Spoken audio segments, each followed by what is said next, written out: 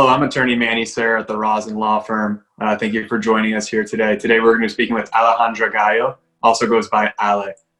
Ale is an Ivy League educated young professional who had been working in the professional event industry down in South Florida, mostly in Miami, for quite some time, I think over a decade, until the COVID-19 crisis and pandemic kind of swept through South Florida, flipping her event industry upside down.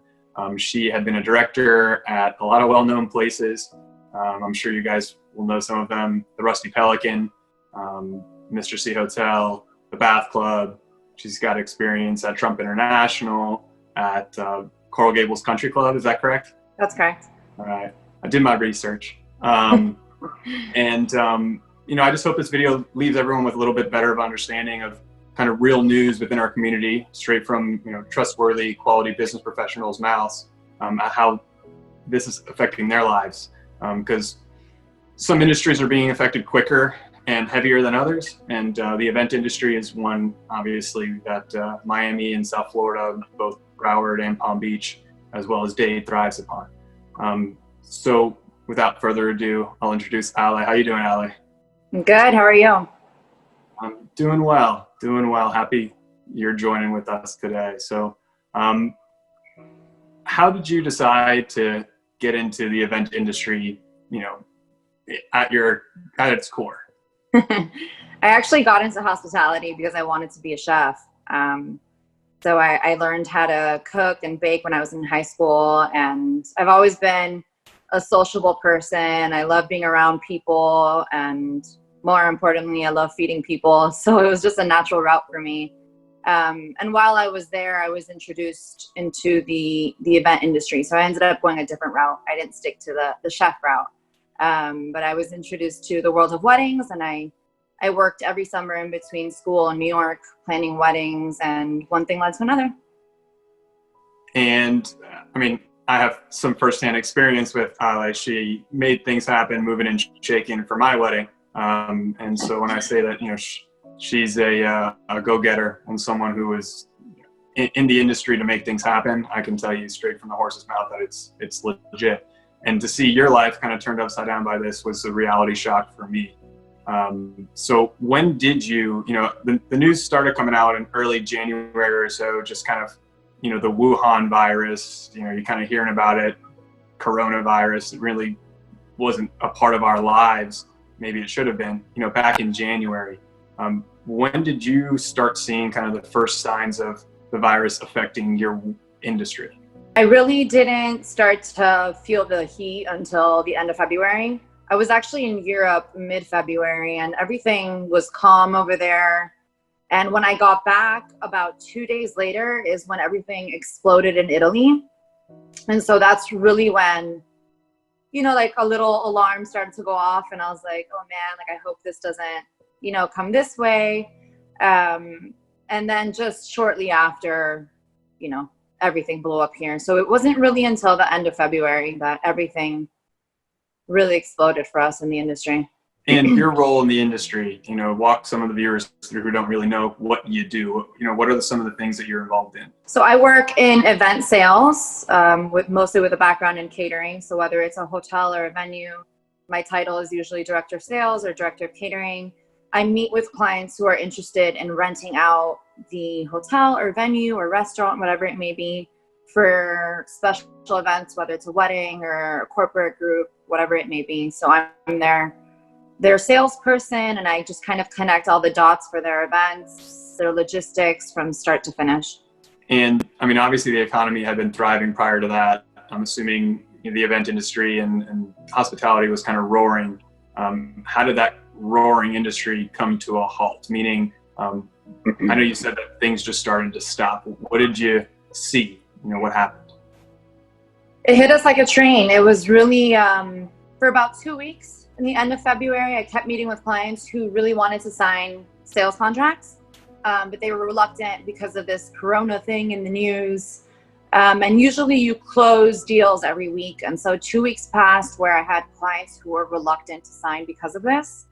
So that's when I started getting a little scared, being like, oh, people are starting to get really scared about this virus. They don't want to sign contracts. And then the first week of March, things really exploded in Florida. And in 24 hours, we lost all of our clients for high season. High season is what we call January through May. And in one day, we lost $500,000. Every single one of our contracts pulled out. So it was literally within 24 hours, back-to-back phone calls of we're canceling. So it hit like a train. It was pretty crazy. Obviously, we're involved in the criminal defense industry and some insurance homeowners claims, and we've seen the industry slowly tick down. I mean, courts are closed. We can't even get in. We're sitting here writing motions and doing everything we possibly can to better cases. But there is just a point where society has to stop, functioning as normal, as it normally does. And so, I've seen some effect as well, but not nearly compared to what the event industry's seen. I saw the Business Insider feature story that you were on. It was called, let me look at it really quick because I forget the name, How the Coronavirus Took Down the Hospitality Industry. Super well done video. People should go check it out. On there, they said that 7 out of 10 restaurants have laid off employees, and then 1 out of 10 restaurants will not open again. Have you ever seen anything like that? No, we've never seen, I don't think anybody has ever seen anything like this. This is just the way that this has been so explosive and so quick, makes it a really unique opportunity. This isn't like Zika, which Zika hit our industry a little rough. What we had considered rough. Now, we wish we were in that situation. But the difference with Zika was that nothing shut down. You had hot zones, and yeah, we had groups at hotels cancel, and the hotels had maybe a bad month or two, but nothing shut down. Nothing closed. So you still had money coming in. And let's not forget that hospitality covers a lot of different things. So it's not just hotels, it's cruises, it's restaurants, it's nightlife, it's bars. So if one thing cancels, if a group cancels, a hotel still has all these other outlets open where they're getting cash flow. So now we're in a situation where everything is completely cut off and there's zero cash flow. So what happens when you cut off the consumer? The industry crumbles. So this is a completely unique situation in its own, where there's literally $0 coming in. You see all these restaurants that are trying to do the whole takeout thing. That's really just generating about 10% of what they normally do. They're pretty much breaking even with what they're doing. I've seen a lot of restaurants, it's the owner and the wife, doing the cooking and cleaning because they can't afford to pay anybody. So these places are really just breaking even in an effort to stay relevant and just stay in service so that they don't go under.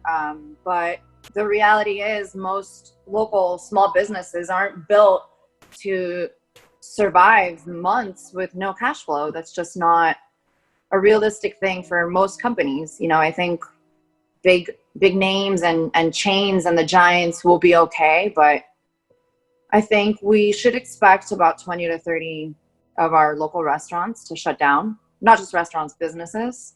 So, if you have a favorite pizza joint or favorite restaurant that's doing takeout, I suggest you keep your eye on it, and it might be your last time to enjoy that favorite meal. So it's really sad. And in reference to kind of the unemployment numbers, again, they said that as of early April, 10 million people have filed for unemployment. That's a record in this country. I'm not quite sure in the world, but it's hard to imagine anything kind of more drastic than that. How did you come to grips with, oh crap, my job might be in jeopardy for the first time? When people started to not sign contracts, it kind of went off in my head.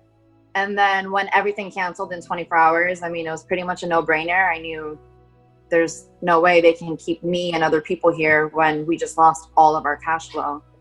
And, I'm actually going to update your number because as of this morning, those numbers doubled. We are at 17.5 million unemployed nationwide. So it's like such a big number. It's hard to wrap your head around it. And the worst part is that this is going to continue going. This isn't stopping anytime soon. Even when things open, it's going to be a really slow start. So that number is going to keep going up. They're expecting it to hit at least 20 million. You and your colleagues, have you guys bonded together? Is there kind of a newborn sense of community or kind of communal growth in the group, trying to figure out new avenues as to how to grow the profession or grow your careers? Because it's seemingly something that is put on pause, from the outsider's perspective. That's completely accurate. And it's definitely brought the industry. It's always been a really close industry because hospitality, you spend so much time with each other. We work late hours, weekends, holidays. So it's always been a really tight-knit industry. But now more than ever, you're seeing that come out. And, I was let go what I would consider pretty early on. I was let go the second week of March. And I remember my last day, I got drinks with a few of my friends in the industry, and, they couldn't believe it. They were like, don't worry, we're here for you. And I had other people texting me saying, next time I'm taking you out, it's on me. And I think a week passed and all those people lost their jobs. So it was like, okay, we're actually all in this together.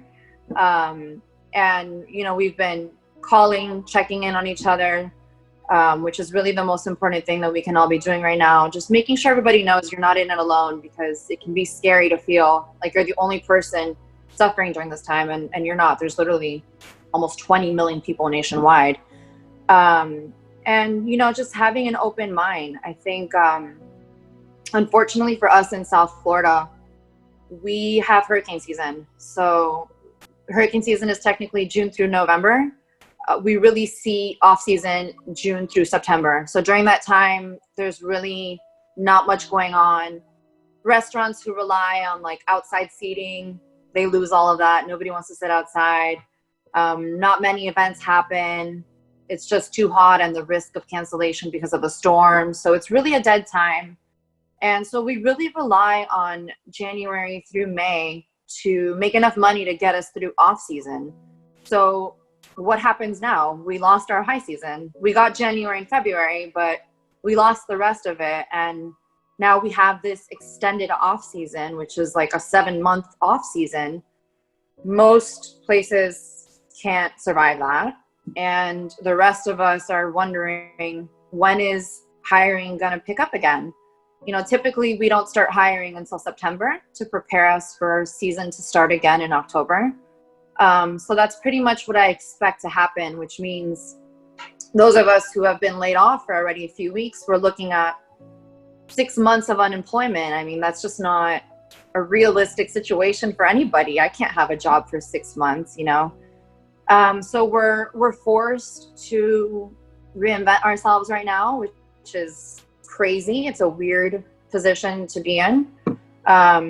But it's all we can do. And it's a time to start thinking about what other things we're good at, what are some of our other skills and good qualities, and have an open mind. So that's really, I think, where everybody's at. We're scratching our heads trying to figure out what our new chapter is. We're literally starting over, which it just feels so weird, surreal to say that.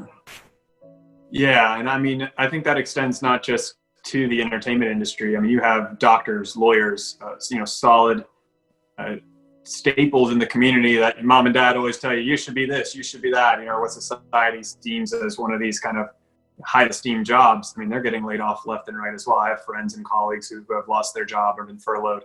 You're someone coming from an Ivy League education. It's not like, this is something that's you stumbled into. And obviously you'd share with us in the beginning that this is something you've always liked to do and a passion.